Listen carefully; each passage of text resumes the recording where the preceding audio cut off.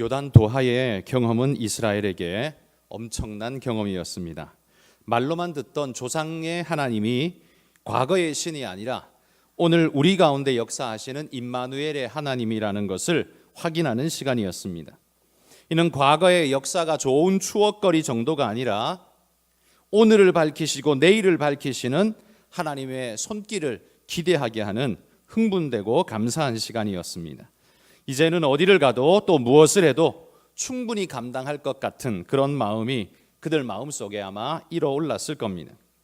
그러나 요단강을 건너 가나안 땅을 밟은 이스라엘에게 하나님께서 내리신 첫 번째 명령은 공격이 아니라 할례였습니다. 여러분, 할례가 무엇인지는 여러분이 잘 아시죠? 남성의 생식기의 표피 끝을 잘라내는 의식입니다. 이는 위생에도 도움이 되기 때문에 지금도 여전히 우리는 할례를 행하죠. 이 할례는 단순히 그런 물질적, 의학적 의미만 가지고 있는 게 아니라 이스라엘에게는 할례라는 의미가 그런 것보다 훨씬 더 큰 영적 의미를 가지고 있습니다. 그건 하나님께서 아브라함을 약속의 땅으로 부르시고 언약을 주시면서 그 언약에 도장 찍으신 사건, 그게 바로 할례였습니다. 하나님은 아브라함의 환상 가운데 불로 쪼갠 재물 사이로 지나가심으로써 확약해 주셨고, 아브라함에게는 그 육신에 이 징표를 새김으로써 그들의 후손과 하나님이 영원한 언약 가운데 있다는 걸 몸에 새기도록 징표로 확약하도록 그렇게 명령하셨습니다. 그래서 그 의미는, 할례의 의미는 하나님의 백성이라는 의미이고 또 하나님과 관계된 자라는 의미입니다. 그러므로 이 할례는 이스라엘의 정체성이라고 말할 수 있습니다. 어디를 가도 바꿀 수 없는, 그리고 숨길 수 없는 확실한 징표, 그게 할례였다는 거죠. 바로 이런 징표를 하나님께서 지금 요구하고 계시는 겁니다. 가나안에 첫 발을 내디딘 지금. 그런데 여러분, 지금이 어떤 때입니까? 모든 가나안 족속들이 눈에 불을 켜고 이스라엘을 막아내려고 군사를 총동원하여 준비하고 있는 때입니다.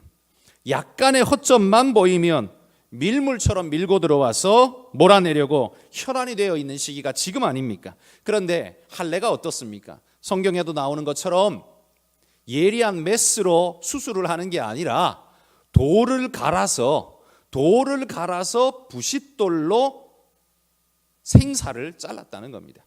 단번에 잘라지겠습니까? 안 잘라지죠. 살이 어떻게 그 부싯돌 돌에 제대로 잘라지겠습니까? 아마 고기 썰듯이 썰어야 했을 겁니다. 얼마나 고통스러웠을까요? 얼마나 괴로웠을까요?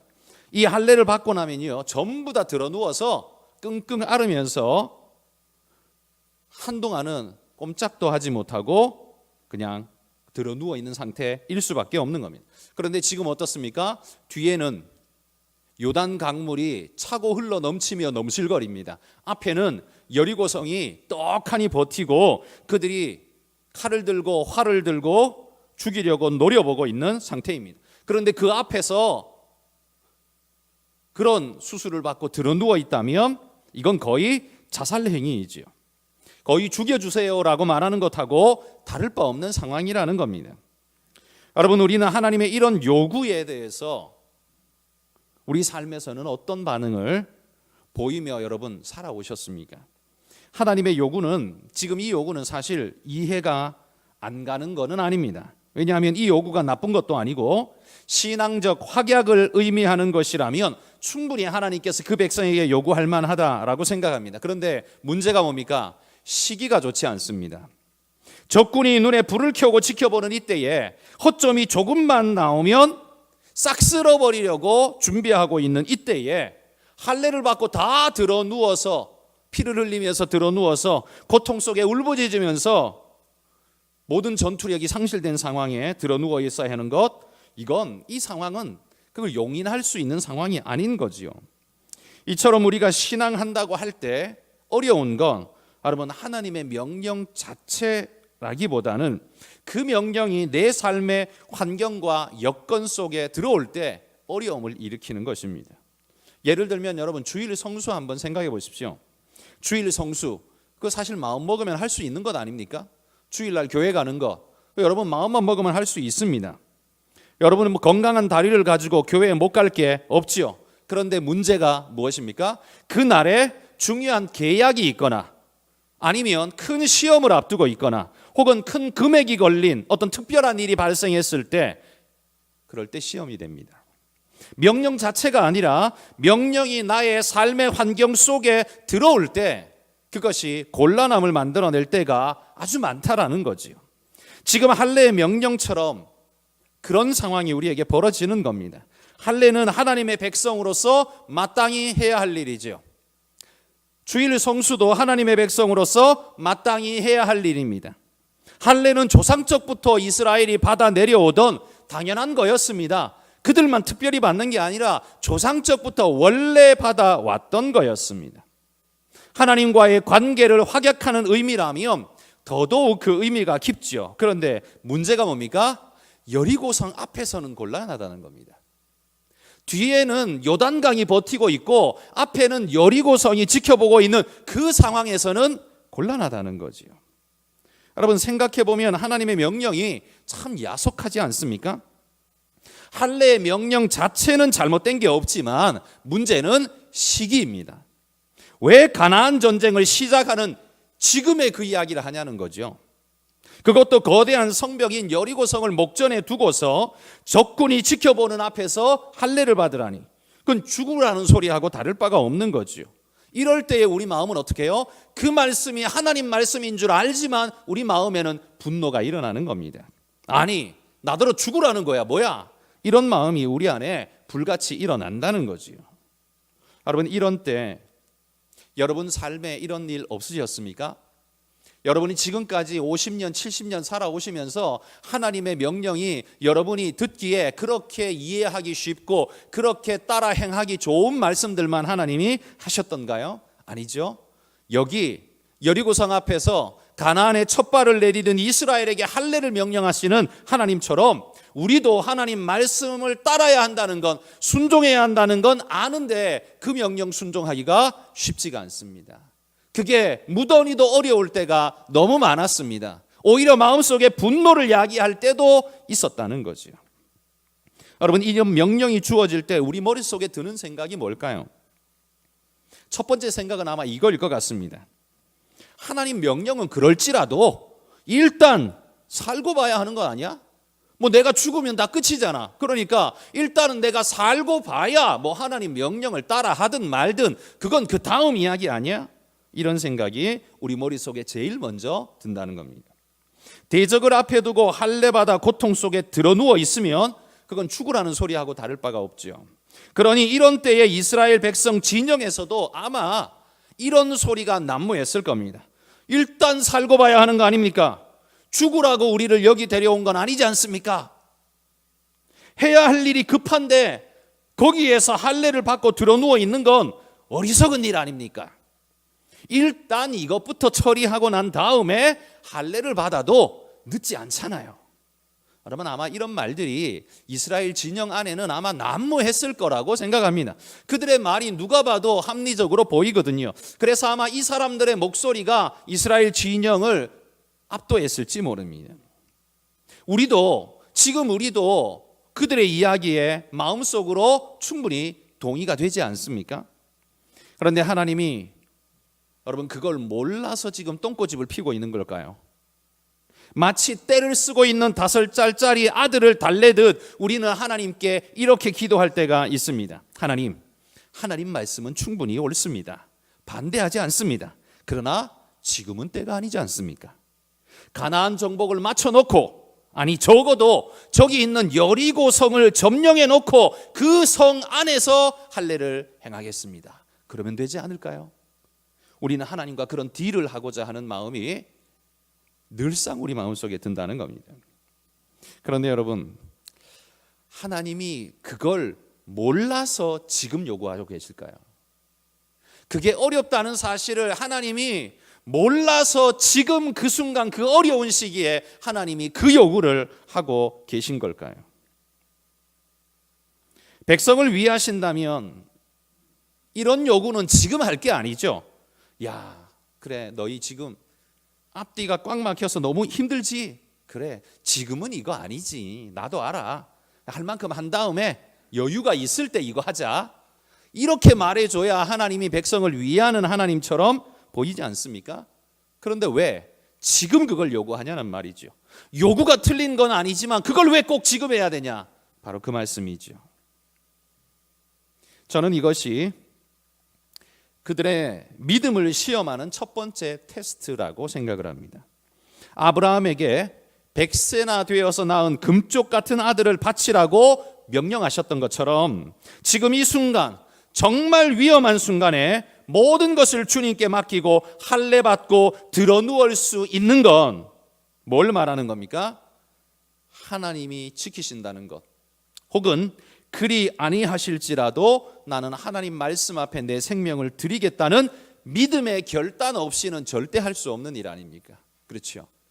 지금 이 상황은요, 하나님이 명령하신 이 명령은 진정으로 하나님을 신뢰하고 믿지 않으면 절대로 할 수 없는 명령이라는 겁니다. 여러분, 오늘 이 시대 할례의 명령과 같이 우리에게 행하시는 명령이 있습니다. 바로 11조 명령을 한번 생각해 보십시오. 여러 가지가 있지만 그 중에 11조 명령을 한번 생각해 보십시오. 이 명령은 내 머릿속으로 쓸 걸 계산하고 난 다음에 11조를 하려고 하면 11조는 절대로 못하는 일이 되고 맙니다. 우리 중에 누구도 쓰고 남아서 11조를 하는 그런 여유로운 사람은 없습니다. 한 연봉이 10억쯤 되면 여러분 그게 가능할까요? 연봉이 한 10억쯤 되면 생활비가 뭐 한 달에 한 1억쯤 들지는 않을 테니까 그건 가능하겠지. 근데 계산해 보십시오. 10억이면 1년에 11조가 1억입니다. 가능하시겠습니까? 또 내일을 위해서 보험, 적금, 투자, 그 다음에 아이들의 고액 가외 쓸 곳이 또 얼마나 많습니까?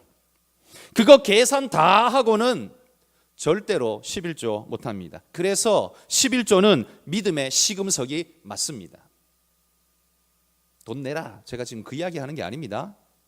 11조를 할 수 있다는 것 자체가 하나님을 향한 믿음 없이는 절대 못한다는 말이에요.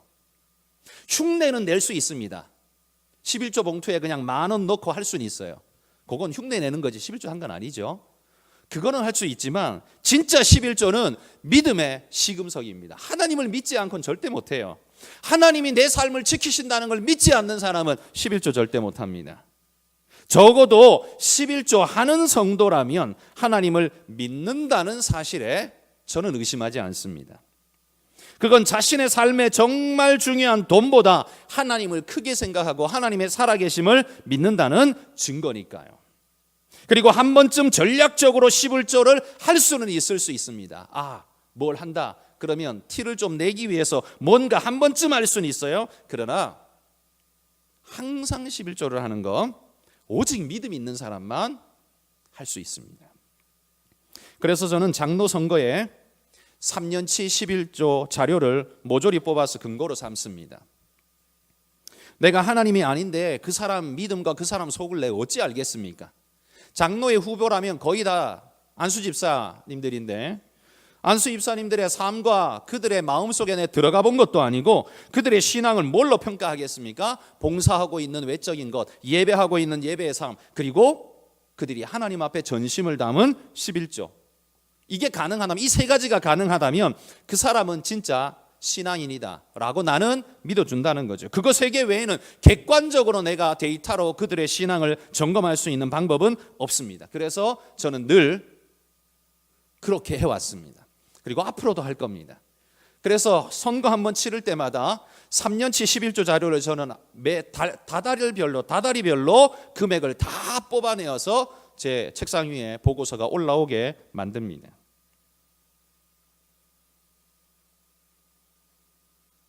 자신의 가장 중요한 돈, 피땀 흘려 번 돈, 그걸 하나님 앞에 내어 드릴 수 있다면 그 사람은 무슨 일이고 할 수 있는 사람이라는 거죠.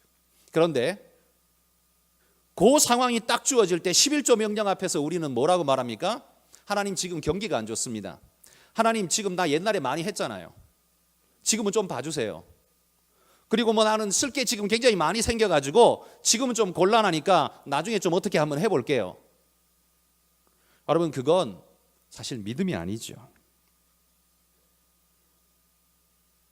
그런데 선거를 앞두고 고민되는 사람들이 있습니다. 어떤 사람이냐면 그들의 사회적인 직급과 생활 수준을 아는데, 그리고 뭐 사업을 하는 게 아니라 고정월급자인데 11조가 제가 계산할 때 생각할 때는 이분은 대충 이 정도 아니야? 라고 생각되는데, 보면 11조가 30분의 1, 10분의 1이 아니라 30분의 1, 40분의 1 그렇게 하는 분들이 있습니다.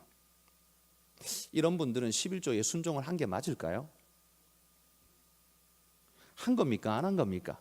이걸 한 거로 쳐줘야 되나요? 아니면 안 한 거로 쳐야 되나요? 믿음이 있는 사람입니까? 아니면 믿음이 없는 사람입니까? 이 어디에다가 기준을 잡아야 옳을까요? 여러분, 하나님께서 여리고성 앞에서 가나안의 대적들이 노려보는 앞에서 할례의 명령을 하고 있는 건 바로 우리의 신앙이 무엇인가를 우리에게 질문하는 하나님의 질문이 있습니다. 우리의 신앙을 테스트하는 첫 번째 테스트고요. 두 번째는 신앙이 뭐라고 생각하느냐라고 묻는 하나님의 질문이라는 말입니다. 신앙이 뭡니까? 종교적 예식 몇 가지를 하는 것입니까? 그게 신앙입니까? 주일날 교회에 오는 것, 그게 그 자체가 신앙입니까? 사도신경과 주기도문을 암송할 수 있는 것, 여러분 그게 신앙입니까? 교회에서 봉사의 직임을 좀 감당하는 것, 여러분 그 자체가 신앙입니까? 그 자체는 신앙이라 부르기에는 부족함이 있습니다. 모자란다기보다는 가늠자가 될 수 없다는 말입니다. 그러면 진짜 신앙은 뭡니까? 진짜 신앙은 하나님의 신앙적 명령을 내 삶의 어떤 조건 속에서도 최우선으로 두며 따르는 삶, 그게 신앙입니다. 조건에 따라서 신앙이 바뀌지 않습니다. 그게 신앙입니다. 환경과 조건, 여건이 달라지면 내 신앙의 색깔도 카멜레온처럼 이리저리 색깔이 바뀐다. 여러분 그건 신앙이 아니에요. 그건 그냥 흉내를 내고 있는 것이지. 신앙이라는 건 내 삶의 근본이고 뿌리이기에 삶의 환경이 그게 봄날이든 여름이든 겨울이든 내 반응이 바뀌지 않는 겁니다. 하나님을 향한 내 반응이 바뀌지 않는 겁니다. 월 수입이 좋아져서 여유가 있을 때에도 하나님 앞에 감사할 수 있는 사람일 뿐만 아니라 월 수입이 다 쪼그라들어서 정말 힘겨운 때에도 1,000원짜리 한 장이라도 하나님 앞에 눈물로 하나님 하며 바칠 수 있는, 하나님께 드릴 수 있는 그런 마음 자세를 가지고 있는 그 사람은요, 삶의 우선권이 하나님께 있기에 환경 조건에 떠밀리지 않는 사람입니다. 이런 사람이 저는 진짜 신앙자나 그렇게 생각합니다. 11조 흉내내는 것이 아니라 진짜 쓸 곳이 많음에도 불구하고, 우리 모두가 그렇잖아요. 진짜 필요가 절실함에도 불구하고 이건 하나님의 것이라고 생각하고 결단코 그걸 손대려고 생각도 안 해보고 오직 하나님께 드릴 수 있는 사람, 여러분 그 사람은 진짜 신앙인입니다. 아무도 알아주지 않고 이런 수고하는 나를 마치 시녀 취급하고 있는 주변 성도들, 그들 때문에 막 열이 나고 화가 치밀어도 그래도 나는 하나님 앞에서 이 일을 할 뿐이야, 그러면서 사람들의 시선이 아니라 하나님을 보면서 그 일을 묵묵히 끝까지 감내할 수 있는 사람, 여러분 그게 진짜 신앙 아닙니까? 정치인들처럼 카메라가 뒤에서 찍으니까 활짝 웃는 친절한 척하는 모습, 그건 신앙이 아니지요. 신앙은 사람의 눈이라는 카메라를 의식하지 않고 오직 하나님의 카메라인 그분의 눈만 의식하면서 매 순간 하나님의 명령에 순종하며 그분을 따르는 것, 그게 바로 신앙입니다. 우리의 인생에 던지시는 하나님의 질문, 할례를 행하라. 네, 하나님 당연히 행해야죠. 그런데 문제는 뭐예요? 요단강을 뒤에 두고 여리고성을 앞에 두고 적군들이 칼을 겨누고 있는 그 상황 속에 피 흘리며 상처받은 채로 드러 누워 있어야 하는 그 상황, 우리는 하나님의 이 명령 앞에서 이 명령이 틀렸다고는 말하지 않습니다. 단지 시기를 내가 고르겠다라고 우리는 말한다는 거죠. 하나님 하기는 하겠습니다. 그러나 지금은 아닙니다. 일단 살고 봐야 하지 않겠습니까? 이거 처리해 놓고 기쁜 마음으로 내가 그거 하겠습니다. 말을 들어보면 틀린 말 같지는 않습니다. 그러나 여러분, 하나님이 요구하시는 건 하는 것 자체가 아닙니다. 그리스도인은 일단 살고 봐야 하는 게 아니라 어떻게 살 것인가를 고민해야 하는 존재들이 그게 그리스도인입니다. 이게 바로 할례의 명령이라는 말이에요. 하나님은 가나안을 점령할 자를 찾고 계신 게 아닙니다. 하나님의 마음으로 누가 이 땅을 다스리며 하나님의 영광을 나타낼 것인가, 주님은 그런 사람을 찾고 있는 겁니다. 점령하는 일은요, 이스라엘 아니래도 할 사람이 너무 많습니다. 애굽도 늘 가나안을 정복했었고요, 아수르도 점령했고, 바벨론도 점령했고, 페르시아도 점령했고, 헬라도 점령했고, 로마도 점령했습니다. 늘 그 땅은요, 점령자 투성이였습니다. 우리가 거기에 보태지 않아도, 굳이 가나안 땅을 점령하지 않아도 하나님 별로 우리를 필요로 하지 않는다는 말이에요. 왜? 그런 점령자를 필요로 한 게 아니라는 말입니다.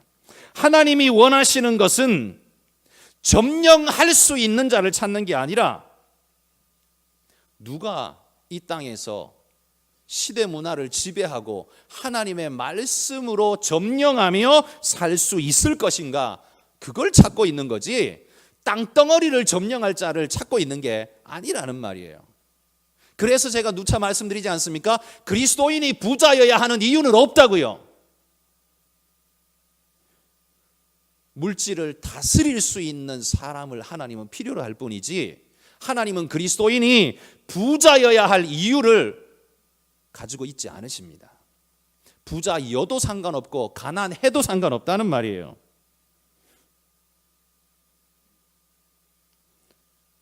누가 하나님의 뜻을 따라 그 땅을 다스리며 통치할 것인가? 하나님의 질문이 바로 이 할례의 명령 안에 들어 있습니다. 누가 그러할 수 있습니까? 그건 하나님이 일단 점령해 놓고 봅시다. 지금 적군이 목전에 있는데 지금 그딴 거 할 시간이 어디 있습니까? 지금 그거 하고 드러누워서 피 철철 흘리고 드러누워 있으면 제정신입니까? 여러분, 이렇게 말하는 사람은 그건 땅 따먹기 하는 사람이지 하나님 말씀에 순종하는 사람이 아니에요. 하나님은 그런 사람을 찾고 있는 게 아니라는 말입니다. 할례는 나중에 할게요. 여러분, 이 대답은 오답이라는 말입니다. 요단강에 배수진을 치고 여리고 군사들을 목전에 두고서도 할례를 받을 수 있는 자들이어야만 세상의 유혹과 시험과 협박 앞에서도 무너지지 않고 가나안 안에서 믿음의 길을 걸어갈 수 있는 자가 된다는 말입니다. 안 그러면 어떻게 해요? 가나안 안에 들어가서 유혹만 툭 던지면 푹 쓰러지고, 뭔가 요구만 옆구리 쿡쿡 찌르면 그냥 훅 쓸려가고, 그런 존재가 될 수밖에 없다는 겁니다. 여러분, 하나님은 우리에게 이렇게 말씀하실 겁니다. 정복은 내가 알아서 해줄 테니까 너는 네 자신을 잘 다스려서 하나님의 뜻이 이 땅에 임하도록, 하늘에서 임한 것 같이 땅에서도 임하도록 너는 그렇게 살라, 그렇게 다스리며 살라. 여러분, 이게 할례의 핵심 명령이라는 말입니다. 이 할례의 명령이 주어질 때 우리는 교묘하게 하나님께 말합니다. 일단 살아알고 봐야 되지 않습니까? 요 말이 맞는 것 같은데 틀린 말이라는 겁니다. 요거는 세상 모든 사람이 하는 말인데 이건 세상 사람들이 하는 말이고 그리스도인이 해야 할 말은 아니라는 말입니다. 또 한 가지, 우리가 삶의 문제에 직면할 때마다 이런 고민을 하게 됩니다. 하나님, 성공하여서 화려한 모습으로 주님 앞에 가는 것이 실패하여 거지 몰골로 주님 앞에 가는 것보다 훨씬 더 영광스럽지 않습니까? 그게 훨씬 더 폼나지 않습니까? 그게 훨씬 더 하나님이 영광 받으실 일 아닙니까? 여러분, 이 생각에 동의하십니까? 여러분, 과정이야 어찌되었든 대학에 합격한 자녀가 대학에 떨어진 자녀보다 부모를 더 영광스럽게 하지 않습니까? 여러분, 표면만 보면 인생은 그렇습니다. 그들은 더 깊은 그리고 더 먼 것을 바라보지 못하기 때문에 그렇게 정의할 수밖에 없습니다. 그런데 우리는 우리 속까지 다 보시며 과거와 현재와 미래까지 보시는 하나님, 그분이라면 과정이야 어찌되었든 대학의 합격 통지서만 받기만 하면 주님은 기뻐하신다. 이건 하나님을 조롱하는 말과 똑같은 말입니다. 하나님이 그렇게 멍청하실까요? 하나님이 그렇게 속아 주실까요? 하나님이 그런데 넘어가실까요? 그런 생각을 하는 것 자체가 황당한 생각 아닐까요? 지금은 비록 주의를 지키지 못하지만 내가 성공해서 보란 듯이 교회에 복귀하고 그때에는 11조도 멋지게 하며 봉사도 많이 하겠습니다. 여러분, 이게 다 헛소리라는 말입니다. 이 결심 자체는 나쁜 결심이 아니지만 하나님이 기뻐하신 결심은 아니라는 말이에요. 여러분, 둘째 아들 탕자 이야기를 한번 빗대어서 이렇게 한번 생각해 봅시다. 탕자가 허랑방탕하게 재산 다 날리고 돼지 먹는 쥐염열매를 돼지하고 싸우면서 뺏어 먹으면서 있습니다. 그러다가 마음에 큰 뉘우침을 했습니다. 크게 뉘우치면서 와신상담하며 아버지께 내가 꼭 성공한 모습으로 돌아가리라 결심을 했다면, 그리고 지금 이런 모습으로는 절대 갈 수 없어, 나는 성공하고 내 아버지 앞에 서리라. 여러분, 이런 결심했다면 기특한 결심 아닙니까? 그죠? 이건 나쁜 결심이 아니에요. 기특한 결심이에요. 그런데 그의 그런 결심처럼 그가 그렇게 결단했다고 해서 정말 제대로 성공할 수 있을까요? 성공이 정말 그렇게 쉬운 걸까요? 그냥 결심만 하면 성공할 수 있다면, 그렇다면 오늘 가난한 모든 사람들은 게을러서 못 사는 거라고 정죄하는 것과 똑같은 말이 되고 마는 겁니다. 지금 가난한 분들은 게을러서 가난합니까? 아니죠. 최선을 다해 나름 열심히 살아봐도 안 되는 게 얼마나 많습니까? 사회가 만만하지가 않죠. 이 탕자가 아무리 와신상담을 한다고 해서 인생이 다 승리로 돌아가는 건 절대 아닙니다. 그러면 이런 기특한 생각을 하고 있는 그 아들을 보며 탕자의 아버지는 뭐라고 생각을 할까요? 그래, 네 생각이 옳다. 네가 번듯한 모습을 갖춘 다음에 나를 찾아오너라. 그래야 나도 폼나고 네도 폼나고 서로 좋지 않겠냐. 야, 그러면 아버지 생전에 그 아들이 돌아올 수나 있을까요? 가능성은 몇 프로일까요? 그렇게 돌아오면 불평불만자인 형은 딴소리 못할 겁니다. 형, 미안해. 그런데 내가 그 재산보다 더 많은 재산을 벌어왔어. 이거 내가 이만큼 형 줄게. 아버지 드릴게. 그러면 딴소리 못하겠죠. 탕자라고 손가락질했던 마을 사람들도 아마 다 그 앞에 머리를 숙이게 될 겁니다. 그래서 성공해서 돌아오면 얼마나 좋겠습니까? 그런데 탕자의 아버지는 뭘 원할까요?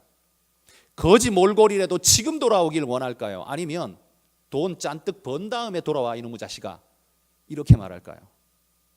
제가 생각할 때는 그 아버지는 거지 몰골이라도 좋다, 지금 돌아와라, 아마 그렇게 말씀하실 것 같습니다.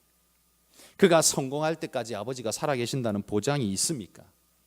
초라하지만 지금 모습 그대로 돌아오기를 바라지 않을까요?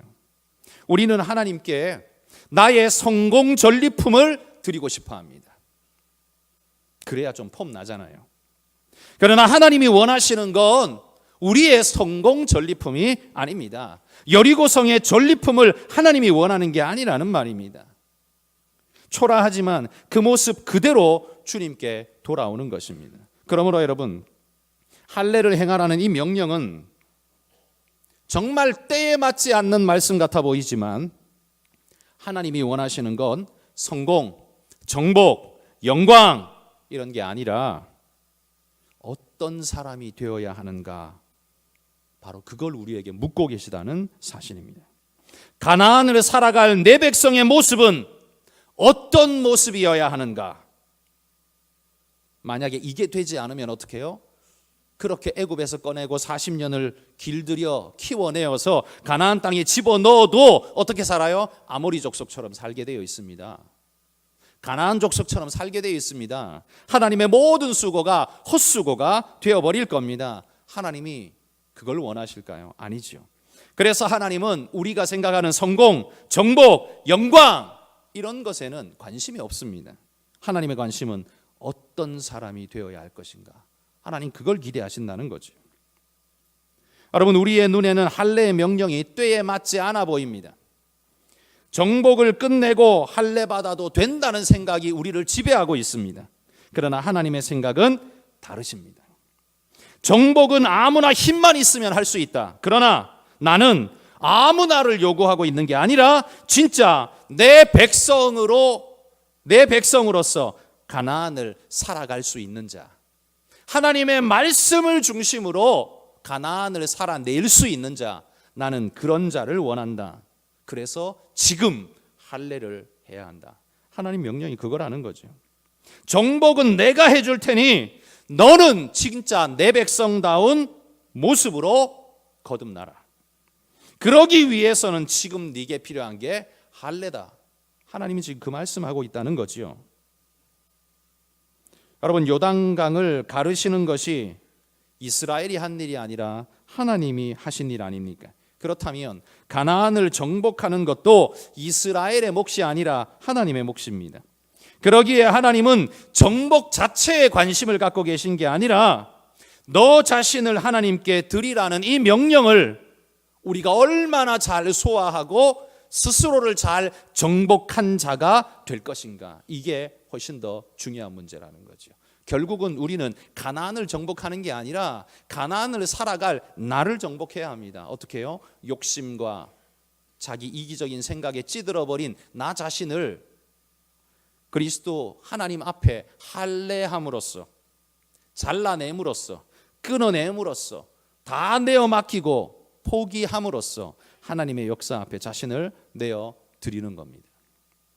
여러분, 우리는 성공한 나를 하나님께 보이고 싶어 합니다. 그래서 우리의 기도는 늘 성공의 재료가 되는 것을 요구합니다.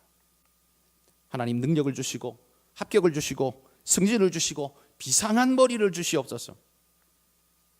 그러나 하나님이 원하는 건 그런 게 아니라 우리의 본질을 요구하신다는 겁니다.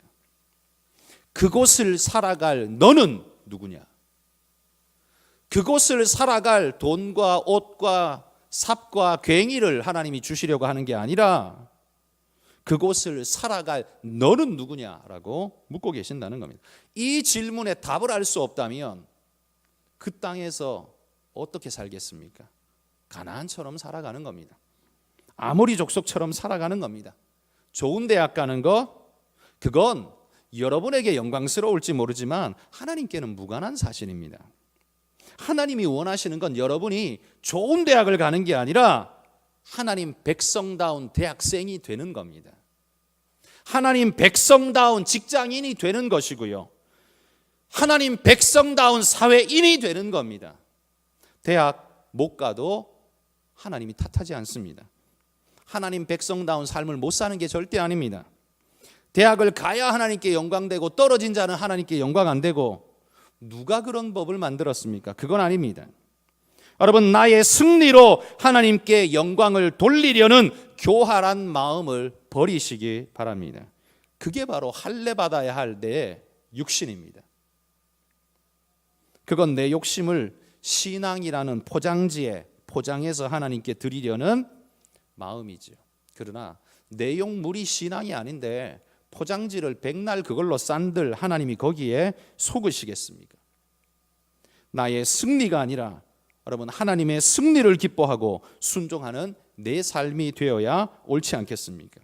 그래서 하나님은 지금 이 순간에 할례를 요구하고 계신 겁니다. 여러분은 뭘 잘라내실 겁니까? 정말 하나님 지금은 그럴 때가 아니잖아요. 그런데 하나님은 늘 그런 때에 요구하십니다. 왜? 오직 믿음 있는 자만이 그 순간 그것마저 내려놓을 수 있거든요. 하나님께 맡길 수 있고 하나님께 맡길 수 있거든요. 여러분, 우리의 전리품으로 하나님께 자랑하려고 하지 말고 하나님의 은혜를 최고의 상급으로 생각할 줄 아는 여러분, 그런 믿음의 사람들이 우리 모두가 될 수 있기를 소망합니다.